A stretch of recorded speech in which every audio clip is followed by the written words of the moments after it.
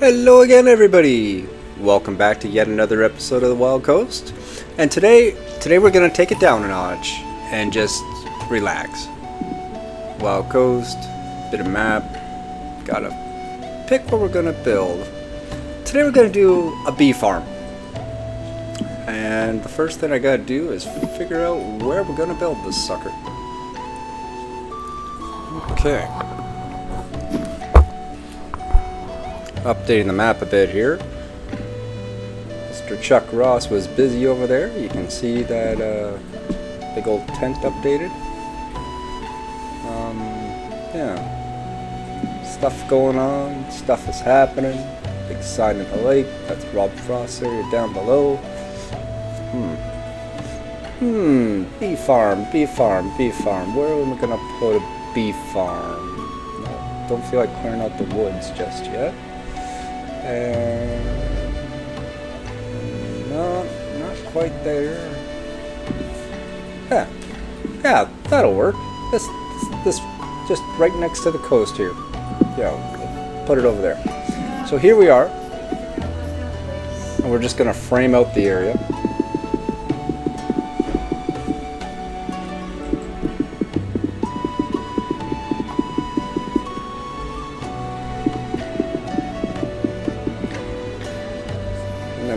Build this area up.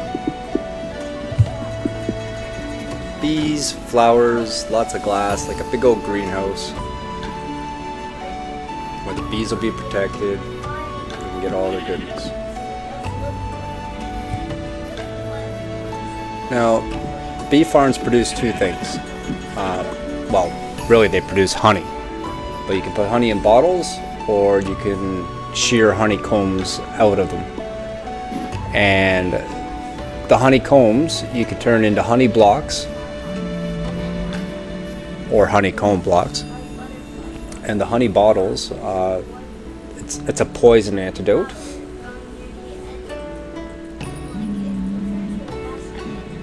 That's about it.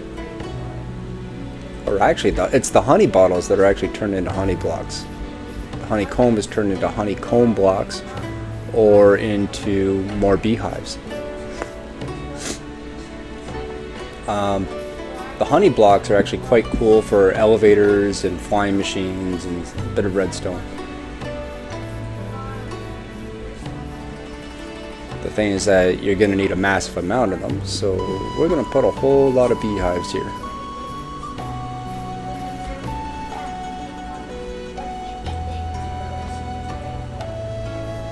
Good old view, they're out of the way.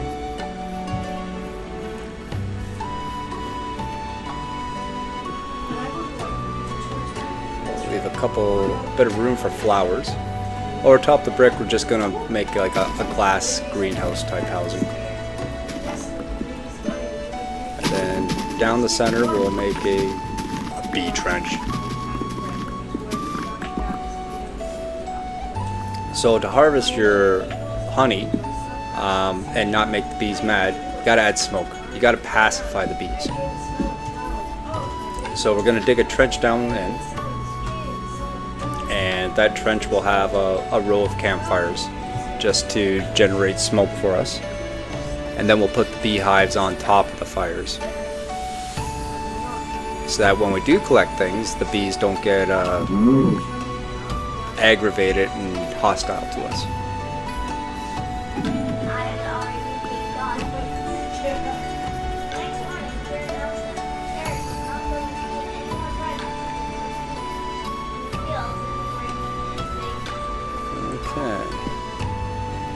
This is just the right size if we do it double. So we'll have two rooms that are essentially identical.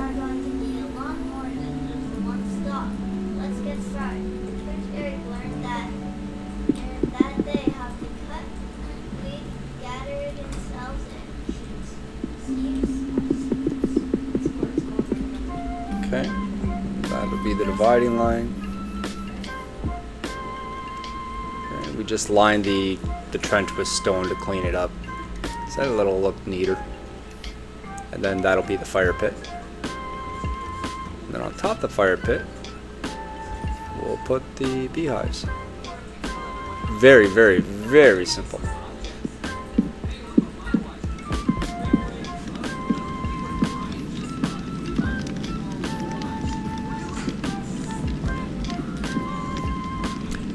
The important thing to remember is when you place the beehives, the direction that you're looking at the beehive, that'll be the bees' door in and out.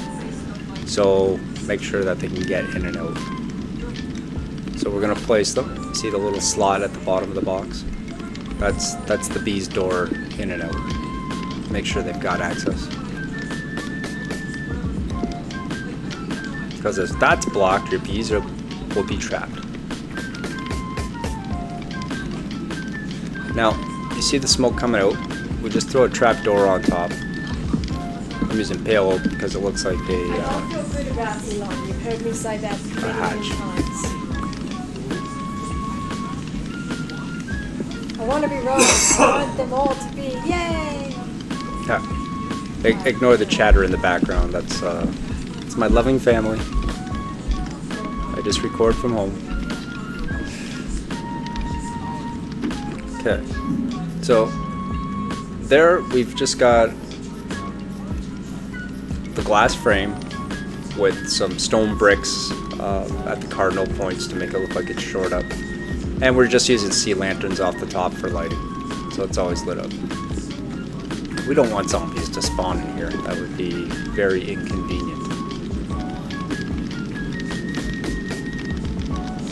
Okay. And you can see when we put the trapdoors on top of the beehives, it stops the smoke from carrying on. If we remove it, the smoke's just going to billow right through.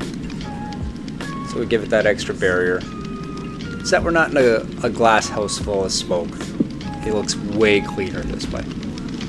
But we still need that smoke to pacify the bees. Now once we get bee production in here, we'll have a lot more honeycomb in a hurry, so that we can add additional beehive boxes. Apiaries, if you were. But beehives to house more bees.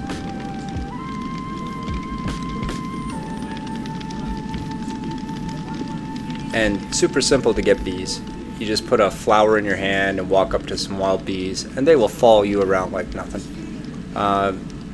You can also throw leads on beads and move them around if you need your hands to fight or something else. I'm using red poppies today because the iron farm produces a ridiculous number of red poppies for us. So I've got abundant resources of red poppies. And then when you breed the bees, it's just give each bee a flower, and then they go into lovey-dovey mode and reproduce. And then little baby bee pops out and just force feed the baby bee flower after flower after flower, and he'll almost instantly grow up for you. It takes about 10 of them. Each flower doing about 10%, so 10 flowers is 100% growth. And then they're instantly adults and ready to reproduce themselves. So you go from 2 bees to a whole lot of bees super quick.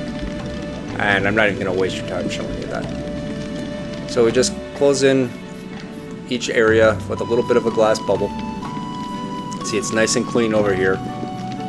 Still smoky there, but eventually we'll clean that up just with the trapdoors and bee boxes. For now, I just put some stone in the way so that bees don't drift into the fire. And I've already started reproducing the bees. And it's super quick, super easy. There they are. Lots of them. And just feed them. Feed them, feed them, feed them. Feed them flowers. Flowers for everybody. Easy and relaxing.